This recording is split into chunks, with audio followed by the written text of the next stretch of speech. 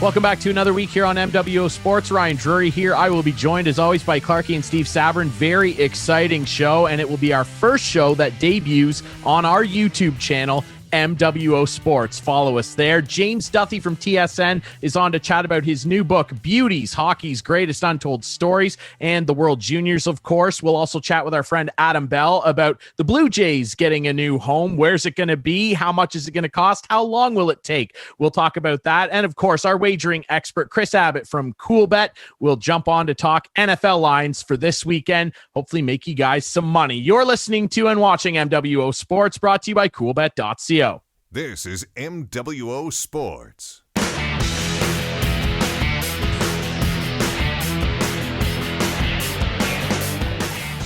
Hey everybody, welcome back to another week here on MWO Sports, brought to you by CoolBet.co. Ryan Drury alongside Clarke and Steve Sabourin. We've got another great special guest on the program. TSN's own James Duthie joins us. James, how are you? Ryan, Sabby, Clarke, doing great. Thanks for having me on. Thanks for joining us. We know you're very busy right now. And of course, COVID has changed the world for a lot of people. I think right now, normally people would expect to see you out on the road promoting another new book after a couple of great books that you've already put out. Now we're on to Beauties, Hockey's Greatest Untold Stories. Tell everybody a little bit about the book and what inspired you to write this one. Yeah, thanks, first of all. It's just a collection of 57 great hockey stories. And inspiration, I just think it was all those 2 decades on the panel. And we've had such a rotating cast of characters that you guys have watched in there. It's always been Bob McKenzie on one side, on the other side of the panel, but countless players and Hall of Famers and coaches. And I think that's been the best part of my gig, is hearing stories from them. Because I think most hockey fans, that's what you want from a guy, right? If the 3 of us, or the 4 of us, I guess, were in a bar with whoever, that's what we want. Tell us the stories. What's that guy like? What happened there? What was that coach like? But I'd never really seen a book like that. If you buy there's a million hockey biographies out there, and you'll find some good stories within those biographies, but you have to have the life story and all the other stuff in there. So I thought, what if I could do a book that was just stories? Like, just simply tell me your favorite story. And that's basically what I did with guys. I'd get them on the phone and I'd say, just tell me your favorite hockey story that you feel comfortable enough to tell. And there was some convincing sometimes to get guys to tell certain stories. But that's basically the premise of the book. James, tell us about some of the people you did talk to, and maybe who was the wildest and had the wildest story. Clarke, that's good.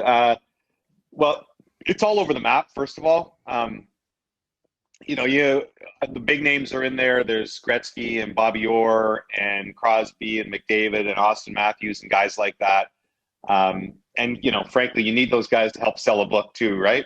But and then there's just great storytellers, like guys I work with, like Jamie McLennan and Jeff O'Neill, and who are some of my favorites. Kelly Chase, Jim McKenzie, who Chaser introduced me to, is unbelievable. Garth Butcher, some old school guys like that.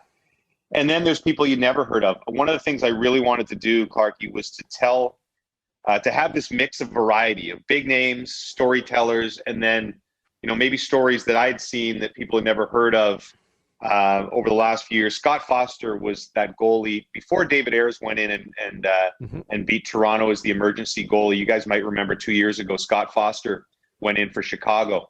And, the Ayres story was really cool, but David had practiced with the Leafs like 150 times. He knew all the players. There wasn't that intimidation factor. And I thought the Foster story was more interesting to me because here was a guy who was a true beer leaguer and had never even really met an NHL player. He was an accountant with 2 kids, and he suddenly got in a game in Chicago for 14 minutes. So stories like that I wanted in the book as well, because I think to me they're almost more interesting than, the Wayne Gretzky or Bobby Orr stories. What was the process like in writing it? Did you just phone them up, say, hey, I'm doing this, can you help me out? Or how did you go about putting together all of these stories? Yeah, Sabby, it was sort of random, different ways. There's not one way I did it. In many cases, I would, get in touch with a guy like Sidney Crosby or Gretzky and just say, hey, here's the book I'm doing. Would you have a story that you'd feel comfortable telling me? with other guys, the guys I work with, I'm there with them every night. So, Bob McKenzie, that I'd heard a story maybe 10 years ago from him, made sure it wasn't in any of his books. And O-Dog has told me tons of stories. So those ones I'd sort of all heard and edited in my mind. And some just came randomly. The guy who does my RRSPs in Toronto happens to do Steven Stamkos's as well. Steven Stamkos, I'm sure, has a lot more money with this guy than I do. But, he's called me one day and said, "Did you hear that Stamkos's dad stole Steve Yzerman's car by mistake?" And so there was a chapter in the book just like that. So that's basically how it was, random things like that. You were asking me, I think Clarke asked my favorite story, and I didn't tell him that. And it's hard to pick because there's so many stories I like for different reasons. Kelly Chase's chapter on Brett Hull, there's like 100 Brett Hull stories that are hilarious. But probably my favorite single Beauty story came from John Cooper, the coach of the Lightning. And without giving it all away, it involves a carjacking at knife point, a car chase, a full-scale brawl, including a goalie fight, and one of the craziest comebacks in pro hockey history, all on the same day, all involving the same team and goalie, his team in Syracuse. And when he finished telling me that story, and again, I just texted him and say, "Hey, do you got a story for my book?" Because I know he's a great storyteller. And he said, "Yeah, I got one for you." And he called me 2 weeks later and told me the story. And when I finished with him, I said, "That's exactly why I wrote this book, is for stories just like that are amazing and that really people, beyond guys that Cooper has talked to and some of his players would have never heard of before." Now, James, did I answer your question, or did I get sidetracked there? No, that was perfect. And I'm already familiar with it because, again, like I said, we don't want you to give away every story in the book. Obviously, we want people to buy this thing. But you've done something kind of unique here. Now, we'll dig into the Rubber Boots podcast at some point as well. But you've decided to do like a companion podcast with this book under the same name, Beauties. And they're like 20, 25 minutes long. And you basically go over a chapter or so in the book. And that was one of the ones that you podcasted. So I am familiar with the story. It's a great one, right? Did you agree? It's a pretty darn good story. Yeah, I couldn't believe it. Like, it's the weirdest thing ever. I was already familiar with the comeback in that game, but I had no idea there was all this crazy stuff going on. Everybody should listen to that podcast. What kind of inspired you to do that? Because it's a really unique thing that I don't think I've ever really seen an author do with a book like this. Yeah, Ryan, I wanted to do a couple of different things with this book. And one of the things we did was a trailer. I don't know if you caught that back in the fall. I thought, trailers, I love movie trailers. And so why not do a book trailer? Because I'd never seen that. And because I have so many talented people at TSN and I had all these interviews on tape, I sort of gave it to this guy, Neil Salinas, who's a brilliant video editor, and said, turn this into a movie trailer for me. And then they asked about doing an audio book. And I didn't want to just sit in front of a microphone and read the book. Nothing wrong with audiobooks. They're great. I probably listen to more audiobooks than I actually read. But I thought, could we do something different? And this Christoph, who anybody who listens to the Rubber Boots podcast, the other podcast I do, is just this brilliant producer. He also does Jay and Dan. And so I basically said to Christoph, why don't I do an audiobook on steroids where I have all these guys telling the story. And, Kelly Chase or John Cooper or whoever it is probably better at telling the story than me, Ryan Whitney, who's this week's episode of the podcast. So why don't we use, I'll tell the story somewhat like I do in the book, but let's have them, telling parts of it wherever they can, almost like a radio documentary. The tricky part was like you said, I didn't want to give too much of the book away. I wanted it to act more as a teaser. So we're only putting out 7 or 8 of these before Christmas time. Now, once Christmas is over, will I do the entire book that way? Maybe not right away, but maybe next fall, because you could do basically all 57 stories in the book as a podcast, and then I'd have a whole audio book. So it's a lot of work for Christoph. But if we have time, I think it would be a kind of cool thing. I would love to have the whole book done that way. So it was like some crazy, 6-hour, really wild kind of documentary with all these stories in it. Again, James, without giving away much of the contents of the book, I hear that there is a very famous Canadian hockey player who has a nickname of Daryl. What can you tell me about that story? Yeah, different from the guy over your right shoulder, but he plays a part of it, Clarky. We Sid the Kid, which I think is a pretty crappy nickname, and we should have abandoned a long time ago. But it is what it is. We gave it to him when he was about 14 years old, and that's been Sidney Crosby. But and this actually came. I think this was where I was going with one of your earlier questions, and I got sidetracked with the John Cooper story. But at the end of the interview with Coop, I said, "Is there anybody?" And I pretty much did this with all my interviews. I said, "Is there anybody you think I should talk to? Just a great storyteller." And he said, without hesitation, "You have to talk to Eric Nielsen." And I kind of vaguely knew the name, but not really. And Eric Nielsen, turns out, had played for Coop in Norfolk, but he was the junior roommate of Sidney Crosby. And Nielsen happens to be one of the crazier characters and one of the great storytellers out there. And so when I called Nielsen, he wanted to tell me the story of how Sid, the nickname that he has for Sid. I called him and like, "Eric, you were Sidney's roommate, right, in Rimouski?" He goes, "You mean Daryl?" And I said, "What?" He said, "Daryl." And so he proceeded to tell me the story. And I don't mind, Clarky, telling the beginning of this one because it's the first chapter of the book. But basically, Sid comes in, 16 years old, and Nielsen's one of the veterans who I guess is 19 with and they're sitting out the first exhibition game, as veterans often do, sitting in the stands. And in Sid's first exhibition game, he gets 8 points. He has 8 points like 7 minutes into the third period. And all these vets are sitting in the stands, and one of them says, "Who was the guy on the Leafs?" Remember, the younger generation, we know the answer to this, but not all they do. "Who was that guy on the Leafs who got 10 points in a game?" And Nielsen says, "Daryl Sittler." And they said, "That's what we're going to call him, Daryl." And so to those 5 guys, Sidney has always been Daryl, only Daryl, will only be Daryl forever. Like, they refuse to say Sidney or Crosby. It's only Daryl. And Sid actually wrote Daryl in his gloves his first year in the NHL, gave each of the guys a set of gloves. And yeah, I mean, I there was a few people who knew that story, I think, in the media, but the widespread population didn't. And that's part of the chapter. There's a couple of crazy stories involving Nielsen and getting in a car accident and the cop demanding Sidney Crosby autographed cards to get him out of trouble, and him having to wake up Sid in the middle of the night to sign these cards. So it was great. And that's one of the things I'm proud of the book. A guy like Sidney or even Connor McDavid, they're not known as huge personalities, right? They're very cautious with what they say in interviews and such. And both of them were really great. Sid is part of that chapter and also tells some other stories with Colby Armstrong later. And McDavid tells a couple, and they were really good. When you get those guys away from, the stupid intermission interviews we do where they just say, "Get pucks deep" and all that crap. I find almost every hockey player, this, Clarky, has good stories to tell. You just need to get them in that environment. And Sid would send me voice memos.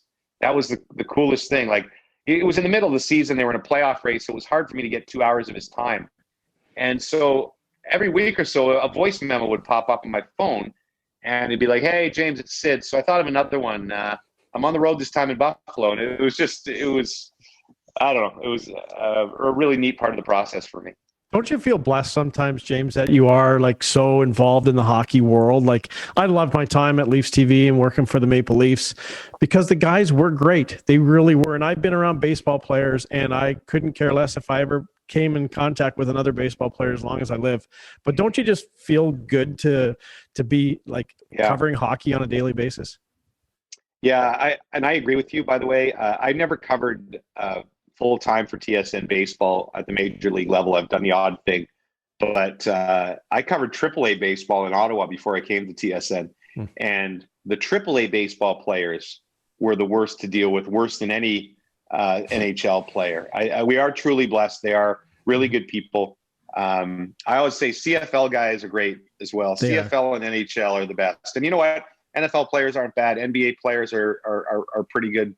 Baseball, I'm sorry to generalize because I know you're all not like that, but baseball players are generally the worst, I find. I don't know what it is about, maybe it's just Americans and the way baseball is tied to America, and they grow up thinking they're gods, but I agree 100% on that. I feel so lucky, for guys to give up a couple hours on the phone with me, for nothing, just to help me out with a book. And every single one of them did it. Nobody ever turned me down. I thought that was pretty cool. Hey, how are the golfers? Not to change topics, but how are the golfers when it comes to talking to them? Really good. I assumed terrible, that they'd be bad. And I think there are a few probably, but in general, I've done 7 Masters now, and I think 11 majors. I don't cover the tour on a full-time basis, as you know, but I found them really, really good. They can be prickly after a bad round or when things aren't going well. Maybe not quite as friendly as hockey players, but in general, I really haven't had a bad experience with them. And some of them are just wonderful guys. Adam Scott, the Canadian guys are all fantastic, but some of the guys, big names. Ernie Els was good to me once when I was a nobody and gave me an interview when he didn't have to. So I've had a really good experience with them. Nice. We had Corey Connors, of course. He's from Listowel, who now my new hometown. So we had him on the show not long ago, and he was great. Ryan? Canadian golfers are like Canadian hockey players. I kind of find they're kind of the same. Yep. Right? They're all soft-spoken, really good Canadian dudes. They really are, and Corey's another one of those in that same vein. We're chatting with TSN's James Duthie. James, you mentioned that you've been blessed. You've been on that TSN hockey panel for a long time, and of course, doing work on the Masters as well, as we all know. You've got to sit next to some interesting characters over the years. One who always fascinated me and just seemed to just never really want to participate is John Tortorella. Now, I know it was all in good fun, and my cousin happens to be his assistant coach. So I've gotten to hear some very interesting Tortorella stories over the last couple seasons. Right. What was it like to work with him, though? We all saw what he was like on TV, didn't want to answer the quiz masters questions. What was he really like, though, to work with in a broadcasting setting? Well, 2 parts to that answer. The first is great as a human being. I remember my old boss, Mark Milliere, set up a dinner with the 3 of us downtown at a restaurant in Toronto just to, when John agreed to do the job, just to have a get to know you moment. And I couldn't believe how quiet, almost shy he was. It was hard to get a word out of him during dinner. Just the complete opposite of the guy we see in the SportsCenter top 10 list. And he was very much the same when he got in studio. And I kind of realized halfway through, he was only with us for about 4 months, I think, before he got his next job, that I think one of the reasons he took the job was that he wanted to show people that he wasn't this ranting lunatic that you'd seen in the Hey Brooksy scrums and all that, right? He wanted to show people that he was a normal guy. And I actually think he went too far by that. It's been so many years now since Torts did that. And because SportsCenter plays clips over and over again, they'll play 2 or 3 clips where he went nuts on the quiz or whatever, and people remember him as being wild, but he really wasn't. He was actually too soft-spoken for TV, and he didn't say that much when he was with us. I loved being with him, but he wasn't a great analyst because he was just being too careful to not rant and rave. But a couple quick stories. The first night on the air, we had a quiet pool as to how long it would take Torts to swear. And I think I had 21 minutes into the show. I was the lowest one, and I won, and I was over by 4 minutes. I think he swore 16 minutes in, and he just said shit. I don't know if you can swear on this pod, but you can bleep that if you want. And we went to commercial break, and I said, Torts, you can't. We're on TSN now. You can't swear. And he said, I didn't swear. And I said, yeah, you just gave a little S-bomb there. And he says, no, I didn't. And we had to show him the tape because that's the way Torts is. He gets so passionate about something, and I can't remember what he was talking about. I think it was maybe Sean Avery was controversial at the time, and he was going off on Avery. And he didn't even realize he swore because he was just speaking so passionately. And that's the one thing I think people need to know about Torts. Some people think, is he calculating in what he does? And I don't think he is at all. He just loses it. He's just that passionate, and sometimes he just doesn't have time and just loses it. But he's a great guy. He's in this book. He did a chapter for me, and there's a couple of great Torts stories in there. And every time he texts me, he ends with the same 3 words. He'll always say, okay, whatever his message is, and he'll say, hope the family is well. the quiz sucks. Every single time. Every single text he's ever sent me. That's perfect. Well, that's great. Look forward to reading that book, and I'll have to dig into those podcasts as well. A lot of storylines coming out of the World Juniors, of course, past and possibly the future. What are your thoughts of this year's World Juniors? Have you heard any inklings of what's going to happen? So I'm like the rest of you. I'm just watching everything that we see on television. Obviously, Alberta's a bit of a mess right now, so I'm definitely concerned about it.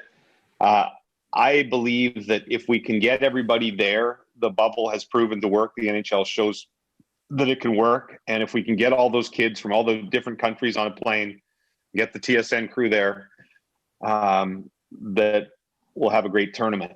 And I think it would be fantastic this year, particularly because not much else is going to be going on over the holidays. We always love the World Juniors. Maybe we need it this year more than ever. However, I do understand that's definitely not the top priority. And if there's field hospitals and such in Alberta, I don't know. So I certainly have trepidation, but I hope we get there. I know we have a bunch of tests before we get there. Then I have to stay in my room for 4 days in the hotel room, can't leave the room for 4 days. So they have all these great protocols in place. But again, my number one concern would be getting all these kids from all the different countries into Edmonton. Yeah, it'll be an interesting situation for sure. Actually, news tonight, multiple sources confirming Alexis Lafreniere will not be coming to play for Canada. And we already know Moritz Seider will not play for Germany. So it'll be interesting. He is James Duthie of TSN. You know him from the hockey panel. You know him from Trade Center. He is hosting a new podcast to go along with his brand new book. It is called Beauties, Hockey's Greatest Untold Stories. Pick it up for Christmas. You can get it pretty much anywhere books are sold. James, you actually broke the internet. It sold out on Amazon, which is incredible. So congratulations on that. And he also hosts a great podcast. It's really funny. It's called Rubber Boots. You should check that out. When are you going to eventually do a live one from Turks and Caicos, James? Well, there was some live Instagrams from Turks and Caicos at about 2 in the morning that were quickly deleted. And I don't know what the audience was, about 40 people. And thank goodness, because it could have been career ruiners. So I don't know that live is ever going to be in our plans with these clowns that I work with. But thanks for saying that. We have a lot of fun on the Rubber Boots pod, and Beauties is a little more normal podcast than that one. But I appreciate it, boys. Absolutely. We appreciate you doing this. TSN's James Duthie. All right, we'll take a quick break, and when we come back, we'll chat with our buddy Adam Bell to talk about the Rogers Center. The Jays are going to get a new home. How excited is he? How excited should we all be for a new baseball hub for the Toronto Blue Jays? You're listening to and watching MWO Sports, brought to you by coolbet.co. This is MWO Sports.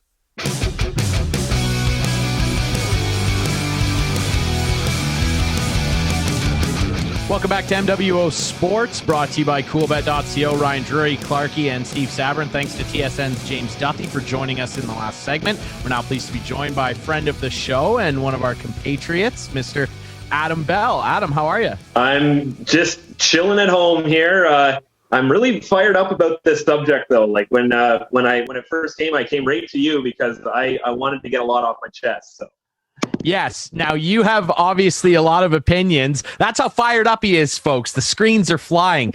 We're, of course, talking about the announcement that Rogers plans to invest in a new home for the Blue Jays. We don't know yet whether they want to just tear down the current Rogers Center, a.k.a. Skydome, and build a new one there, if they want to purchase land and build it closer to the lakeshore. We don't know that yet, but we do know a new home is coming. And yes, you came right to me because you have a lot of opinions on this. You spent a lot of time down there covering the team. Tell us a little bit about what's got you excited. What would you like to see happen? Well, this is something that us post-World Series fans, as I like to put it, we've been clamoring for this for quite a while, because this generation of fans has been to other baseball stadiums and have been able to see the atmosphere and the uniqueness to these buildings. But then we always go back to the Rogers Center, and it never seems like a place that you should be playing baseball. And it's tough. I know Clarke's on here, and it's tough to have this discussion with that generation, because I totally get it. I understand what that stadium was in the late 80s and early 90s, but it's just it cannot be fixed. Like, it's a bad base for a baseball stadium. Whereas, for example, you go around to Chicago with Wrigley Field, like, you had a very classic base to build off of, which they did, making massive improvements to the Wrigleyville area right around the stadium, as well as the stadium itself, to make a better baseball experience. But the thing is you have to do that as a baseball team eventually, but Toronto can't do it just because it's such a bad base to be building off of, where it's more like the building is more looking like a factory of some kind than it is something that you can retrofit and something that you can keep playing baseball at. And we've been having this discussion about natural grass in the Rogers Center for quite a long time. I've always been of the opinion that it's not doable unless you wanted to run this huge pipe that popped out down by the train tracks, and it was just like an open river going down the side. Like, it was never going to happen because you can't have the proper drainage there. I'm really fired up about this. I think any option that is on the table is one that they should be considering. So here's the deal. The Skydome was a fabulous stadium when they packed it with 50,000 fans and they were winning World Series and it was minus 10 degrees outside and raining or snowing. But I totally agree with you. It's a concrete convertible. It has no atmosphere whatsoever, and it needs to be replaced. But here's the other thing. There's no way on the face of the earth, we've used this word, Drury, a bunch of times on this show, pipe dream. They cannot, under any circumstances, rip that stadium down and build a new one on the same site. Major League Baseball will not allow this team to go to another city. There's nowhere else to play in Toronto. No, they have can't to find an alternate. They have to find an alternate. They have to. There's no doubt about it. Okay, I was with you on the first point, but I'll politely disagree with the final two. I definitely think that Toronto is always at risk of losing their baseball team. I really don't view Toronto as a top-tier baseball market, and if the news came out one day that they were considering moving, it would not shock me. But the way that we can save that is by building a really, really nice stadium, because that is going to make the whole process completely impossible for at least 20 years. And if you're Toronto, in my opinion, you should be doing anything to do that, because there is a possibility. I've always been of the opinion that Nashville would be an amazing place to put a baseball team, and much better than Toronto. What was your third point there, Chris? Oh, not another place to put it. Chris, you spent a lot of time in Toronto, and this is just a thought that I've always had, but I always wondered about Downsview Park. I don't know how many of our Midwestern Ontario. It's got to be downtown, Belzy. It's got to be downtown. Why does it have to be downtown? It has to be downtown. It's the hub of the city, and other baseball parks around Major League Baseball have proven that they don't succeed as well when they're not downtown. There's room downtown. The Portlands are one, for instance. It's close to the GO train. There's no public transit except one subway that goes up to Downsview. It's a terrible place. They talked about Downsview way back when. They talked about putting a stadium there. They talked about, obviously, when the Air Canada Centre was built, putting a rink there, or at Bay and Dundas. There's room downtown. There's room for a nice, intimate, 42,000 seat stadium. They can do it. All I'm saying, though, is there's no way, and I agree with you. I don't agree with the fact Toronto's not a good baseball market. I think it is a terrific market. Well, but that's not what he said. You got to win. You got to win. And as long as there's an ownership in place, they'll be staying here. They're not going anywhere. But Rogers bought that team when no one else wanted them. And you're right. They were probably close to maybe flying the coop then. But you know what I see, guys? We've been through Minnesota, like we've been through Tampa, we've been through a lot of times where it seemed like the team was on the verge of leaving. I don't mean the Blue Jays, I mean other teams as examples. And we obviously saw it with Montreal. It just all of a sudden it just crescendoed into one big thing, and it made sense for the team to move. And I'm always, as a huge Blue Jays fan, I'm always fearful of that happening, because I don't want the team to leave. But I cannot sit here and say that it's impossible that ever happens. Yeah, there are definitely challenges with it. Sorry, Steve. I agree with Clarkey. I think they're probably safe for right now because of the fact that Rogers owns it, and Rogers is one of the, I believe, top 3 most profitable ownership groups in all of Major League Baseball. I think they're probably decently safe with them in charge. Steve, go ahead.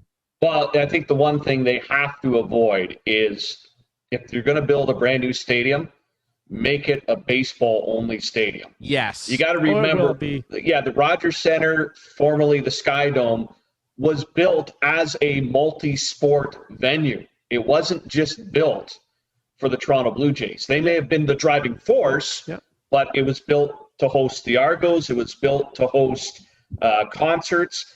And we've all seen, and, as a fan or a concert goer, one of the things when you buy that ticket is you pick your seat for the sight lines.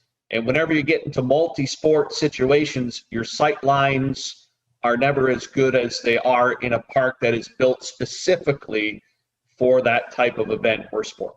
So I think there might be something deeper at play here. And I don't know if anyone else has said it, but it wouldn't shock me in the least that they build a baseball-only stadium and they retrofit the Sky Dome to be an NFL stadium. And that could be a goal to do. I can see that. I can definitely see it. Toronto should have an NFL team. I don't think there's any question about it. They should have an NFL team, but they need a stadium that seats 50,000 fans. Well, guess what? There is one. And with a little bit of shifting around inside, they can do it.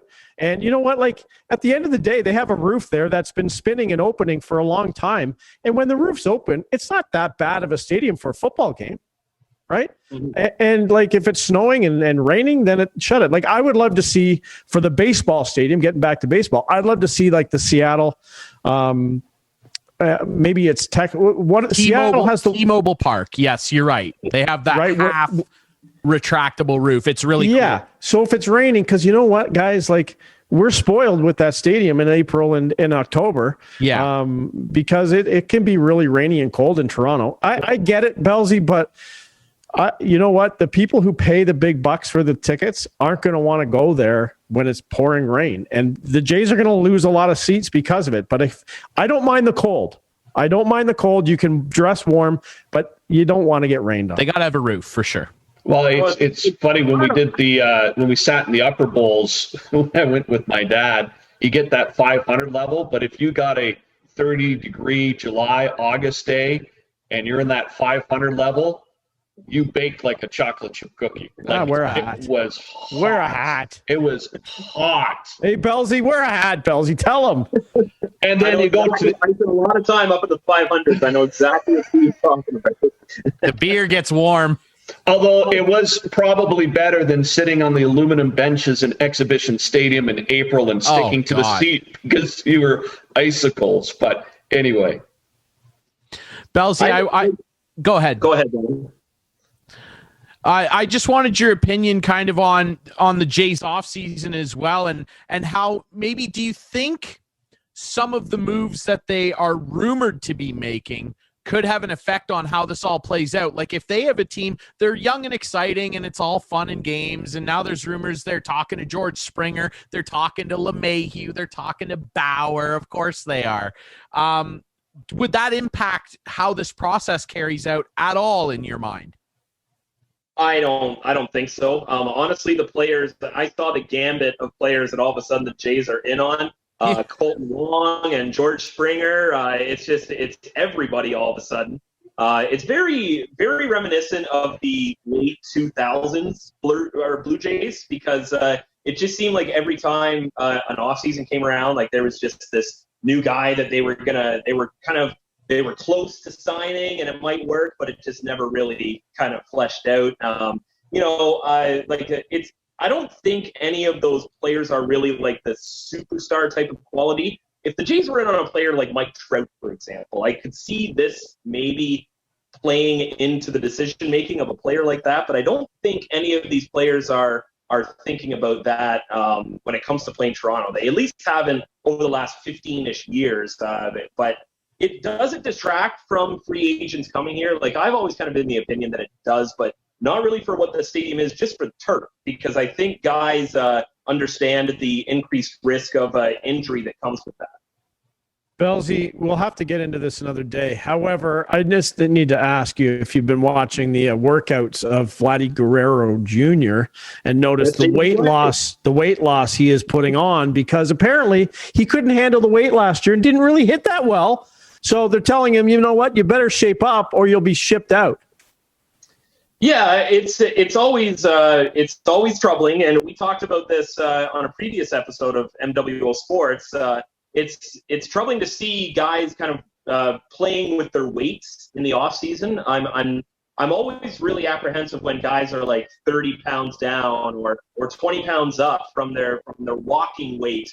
Vladdy still has all the technical skills to be a superstar in Major League Baseball. A new approach might be a good thing in this instance. We'll see. But as you said last year, really didn't have a great season. So obviously a couple changes have to be made. A couple of pound changes have to be made. Yeah, well, I mean, the rumor is that he's down upwards of 45 pounds now, and I think that, and Clarkie, we talked about this a little bit. I think that, if he ends up somewhere in the, because there were rumors he was up around like 285, which is a touch heavy for me. If he might have been weighed with the gun in his pocket, though, we don't know how he was weighed.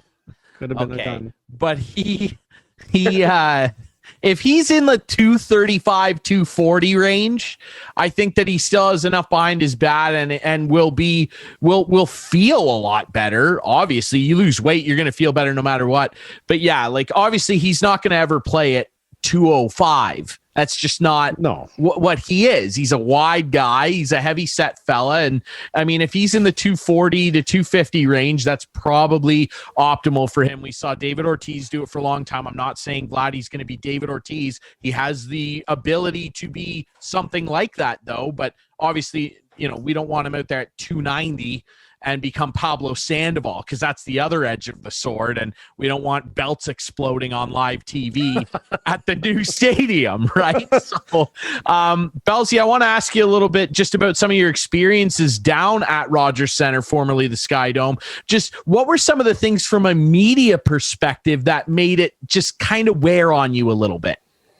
Well, going down into the bowels of Rogers Center is a very eye-opening experience, because you would go underneath this area that you, at least personally, you'd be going under this area where you've been sitting all your life. Like, I've been going to Jays games. I think I went to my first ones to that when I was about 5 or 6, and are a little older than that, actually, about 9, I think. But anyway, like you got a sense of what is above, but down below, it's quite an experience, because the clubhouse area is massively updated, and it's got everything in there you could possibly want. But you step out into a concrete hallway that admittedly does look a little run down, but it's the area that the players walk from the clubhouse out to the field that is the most shocking, because I think you've been under some stands at like fairs, it kind of has that feeling, but you see a lot of equipment down there that has not moved in years, and it looks like it's almost from the 60s and 70s. Just a very unusable area, and it's another thing that when baseball stadiums are created today, like, they try not to have areas like that, where it's just negative space is what it's called, because it not only is something that can't be used for concessions or anything like that, but it literally can't be used for anything. So it just kind of sits there with a lot of garbage, a lot of baseballs. Like there had to be hundreds of baseballs in this area underneath there. It's just because it hasn't been taken care of at all or anything like that. This is where players would go back and kind of work on their batting during a game or something like that. But it's a very poor experience. And when I was working down there, one thought that always came to my mind was, wow, like, imagine being from a place that has an actual baseball stadium and coming here and making this walk from the clubhouse to the field.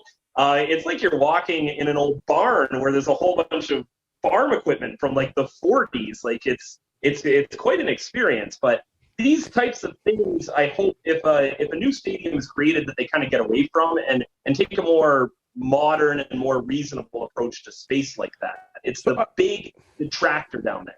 I don't want to be the apologist for the Skydome or the Rogers Center, but I've been in a lot of other stadiums too, and a lot of them are like, they're gungy down there. Like, it's a lot of garbage and a lot of stuff. Here's the biggest problem with the Skydome. Those stands between the clubhouse and the field are on tracks and move. So you can't build anything there because those are moving for football or baseball. They're on big, like, railroad tracks basically, and they move. So you can't build anything. Yeah.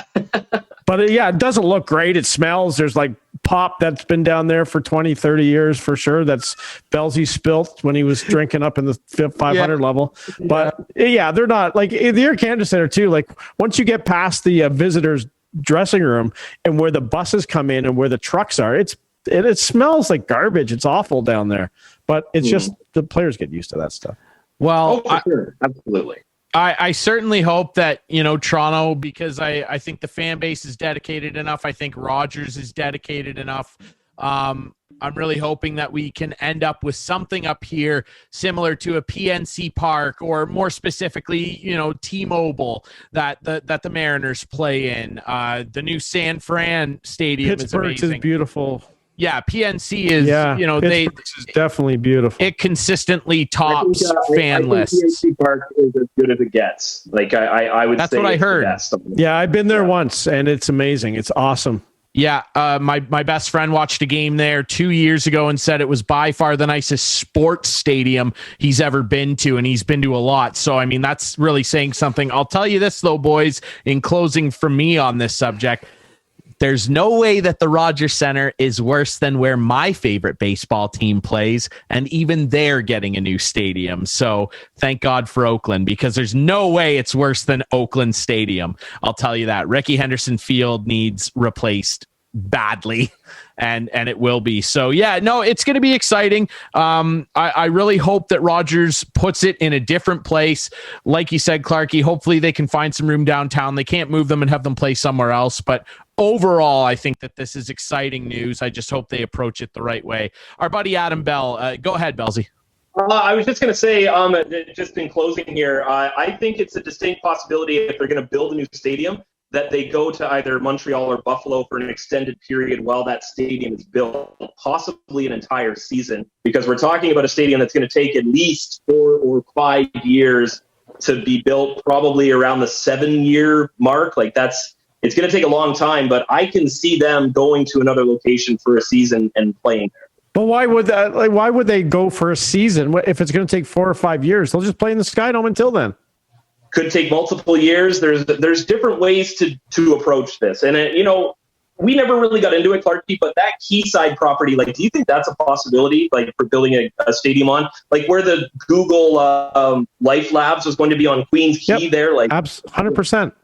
Yep. Mm-hmm. That might be a better spot, and because it makes more sense to convert that area that the Rogers Center is on right now just to full gambit real estate. And that would really set up Rogers quite well, or anybody that is involved with that land there. I know it's a federal government land; they need all the approval and everything, but it's just so centralized. I Rogers, think that is a possibility. Yeah. Rogers leases that land from the government. They don't own that land, so they don't have a say in what goes on that land if they do demolish the stadium. And that's why, at the end of the day, I think they'll keep it and try to get an NFL team. Anyway, I think we're over time. We'll see. It'll be interesting. My only suggestion, make the beer cheaper. All right, Adam Bell, our buddy, you can hear him on our CKNX airwaves, covering news, farm, all sorts of stuff. And, of course, he makes his appearances here on MWO Sports. Belsey, we appreciate this, buddy. Thank you. Thank you, Ryan. Absolutely. All right, we'll take one last quick break here on MWO Sports, brought to you by coolbet.co. When we come back, our wagering expert, Chris Abbott. Stay tuned. This is MWO Sports.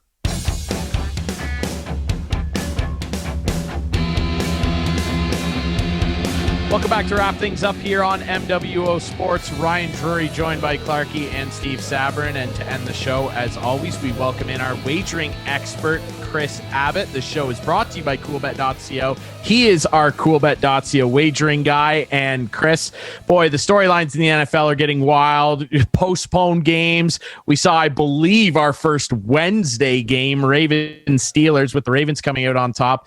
Roger Goodell seems confident that they're still going to be able to finish the season, and I guess at this point, let's go full steam ahead. Why not? Some interesting matchups coming up on Sunday. Hey, Ryan, can I just interrupt one? Absolutely. I have to ask you before we start about next week. Yes. What kind of fixing was going in that Seattle-Philadelphia game? Oh, what my happened God. there? Like, they go for a 2-point conversion just to cover the spread? Wow. If you're asking me, I mean, there's a couple of questionable results this week. That was, and I was on the losing side of that. And also the Steelers, they dropped the ball like 74 times, and then a terrible tackling attempt on the Hollywood Brown touchdown, and no fair catch on the punt that led to the red zone possession. There should have been no points scored by Baltimore in that game, yet they cover, and then Pittsburgh, just did enough to get the win. And all the money, especially in that Pittsburgh game, was on the Steelers. So I don't know, certainly from our perspective, we have nothing to do with it, but you got to wonder sometimes if somebody's getting to these guys. I'm just saying that because I'm on the wrong side of it, but man, it's frustrating. It really, really is. It is. And of course, we don't want to levy too heavy an accusation at anyone in particular, but everyone's familiar. I mean, maybe you're not with the whistleblower story. That's a documentary about the referees in the NBA who were blatantly fixing games. There was a game where I think the Bulls had 27 free throws in the fourth quarter. It's a crazy story, and they were doing it for gambling reasons. I'm not saying that's happening here. It's just extremely weird when a team with no chance of winning goes for a 2-point conversion and miraculously covers a 6.5 spread. A lot of people were mad. I think it's a lot harder to have the players on both sides be involved as opposed to referees. For sure. So I think much like people talk about conspiracy theories, even with COVID and stuff, you'd have way too many people would have to be involved. So just chalk it up to bad luck, I guess. Wow. Yeah, that's what we're going to have to do. Let's hope this week we run into some better luck. A number of good matchups here. Let's talk Browns-Titans, two teams that have had weird up and down seasons, more so the Browns. I mean, they are 8-3. They're starting to look somewhat decent. Nick Chubb's back, and he had a big weekend. And on the other side, the Titans had a couple down weeks with Tannehill, but he's bounced back nicely. Of course, Derrick Henry potentially putting himself in MVP conversation. He's been unbelievable. Who comes out on top of this one? Who needs it more? Well, I think Tennessee needs it more. I think Cleveland is far and away overachieved, and I think that although Cleveland does play in a very, very tough division, Tennessee 5.5, 6-point favorite in this one. It's really tough. Cleveland's not the same team without Myles Garrett, and I don't believe he's ready to go this week. And it really showed against Jacksonville last week. So again, the Jags kept it close enough, but I can't bet on Cleveland, especially as a favorite like they were last week, which ended up costing me money again, even though I had them to win in a money line parlay, so that was fine. But I like Tennessee here. I think they had their blip. I think they're more what we expected from them, and I think Cleveland has a bit of an inflated record for whatever reason, just based on who they've played so far. So I do think Tennessee's the better team. I think Cleveland with Myles Garrett and Odell Beckham, okay. But without those two guys, I don't like them in this game against a team, and especially Derrick Henry, who's just really turned it on the last few weeks. Derrick Henry's a freak. He has 747 yards after contact. Zeke Elliott, the highest paid running back in the league, 707 total yards. Pretty unbelievable. Derrick Henry's a freak. Let's talk interesting here. The Washington football team in an interesting matchup here with Pittsburgh, who are undefeated, of course, 11-0 now. Washington still in the hunt potentially to finish first overall in the NFC least. Obviously, this is interesting. I think Pittsburgh still wins. Can Washington cover the number? Yeah, and the number, I don't see it right now. I think saw it was 9.5. Yeah, I was going to say, I think it was around 10. I know it's moved around just with Pittsburgh playing. I think they're about to play 3 games in 12 days. This could be the letdown spot. And if we've learned anything, it's this Washington pass rush and defensive line is legit. And Chase Young is a killer, man. So, yeah, just ask Joe Burrow, right? So without Marquise Pouncey in the middle of that offensive line for the Steelers, that did cause some problems. If James Conner is injured, I can see this Washington front making it difficult on Pittsburgh and a bit of a letdown spot in an out-of-conference game. I would not be afraid to take Washington at plus 9.5, but probably buy it to plus 10 here. Yeah, I mean, Pittsburgh's undefeated, but they've had a lot of close games, and this seems like it's setting up to be another one of those. I agree. I think Washington's legit. Ron Rivera is a defensive mastermind, and he is showing that again. Let's talk finally about Rams Cardinals NFC West. It is a dogfight in that division. You got Seattle in the mix as well. San Fran, of course, one of the most injured teams I've ever seen. This is an interesting one. Last week, Kyler Murray, man, my New England Patriots out of nowhere suffocated Kyler Murray and the Cardinals for a win. And on the other side, Jared Goff and the Rams have quietly been going about their business, putting up some pretty nice numbers. Who do you like in this one? Oh boy, I've been going back and forth on this one all week. I love the home underdog here. The stats for underdogs have been unbelievably massive. That they've been covering, especially inside of a field goal, which is what this one is, and at home.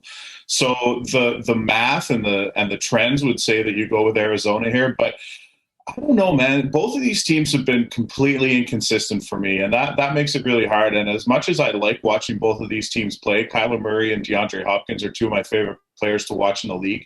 I think if you got Aaron Donald getting after Kyler here, if Jared Goff and the offense can be at least okay, I think I like the Rams. The defense for Arizona's hit and miss, so I know Kyler's been banged up a little bit. Full credit to Bill Belichick and the Patriots, by the way. But, I think I like the Rams here, but it's tough. Everything says Cardinals, which is probably another good reason to take the Rams.